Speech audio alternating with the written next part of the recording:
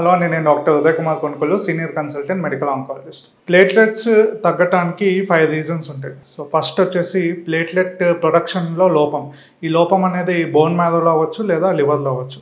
Bone మ్యారోలో అయితే కనుక nutrition deficiency, B12 deficiency, folate deficiency వల్ల అవ్వచ్చు, మైలోడిస్ప్లేసియా అనే కండిషన్ వల్ల అవ్వచ్చు, లేదా బ్లడ్ క్యాన్సర్ వల్ల కూడా ఈ ప్లేట్లెట్స్ అనేవి తగ్గొచ్చు అనమాట. లివర్ దగ్గరికి వచ్చేసరికి ఈ ప్రొడక్షన్ లోపం అనేది వైరల్ కండిషన్స్లో కొన్ని వైరల్ హెపటైటిస్ అంటాము, ఆల్కహాల్ బాగా తీసుకున్న వాళ్ళలో ఆల్కహాలిక్ సిరోసిస్, లేదంటే క్యాన్సర్ లివర్కి పాకినప్పుడు ప్లేట్లెట్ ప్రొడక్షన్ అనేది తగ్గొచ్చు అనమాట. సెకండ్ రీజన్ వచ్చేసి రీడిస్ట్రిబ్యూషన్. అంటే స్ప్లీన్ అనే ఒక అవయవం ప్లేట్లెట్స్ని స్టోర్ చేసుకుంటుంటుంది. ఇది వాచినప్పుడు, అంటే ఇది క్యాన్సర్లో అవ్వచ్చు, లేదంటే కొన్ని ఇన్ఫెక్షన్స్లో, అంటే లివర్ కండిషన్స్లో ఇది వాచినప్పుడు ఎక్కువగా ప్లేట్లెట్స్ని తీసుకోవటం వల్ల బ్లడ్ సర్క్యులేషన్లో ప్లేట్లెట్స్ తగ్గిపోతాయి. థర్డ్ రీజన్ వచ్చేసి ఆటో ఇమ్యూనిటీ. అంటే మన సొంత కణాలనే పరాయి కణాలుగా భావించి బాడీ అటాక్ చేస్తుంది అనమాట. దీనివల్ల కూడా ప్లేట్లెట్స్ తగ్గొచ్చు. ఫోర్త్ రీజన్ వచ్చేసి హర్బల్ ప్రోడక్ట్స్ యూజ్ చేయటం వల్ల, యాంటీబయాటిక్స్ యూజ్ చేయటం వల్ల, సో ఈ మెడికేషన్స్ వల్ల ప్లేట్లెట్స్ తగ్గొచ్చు.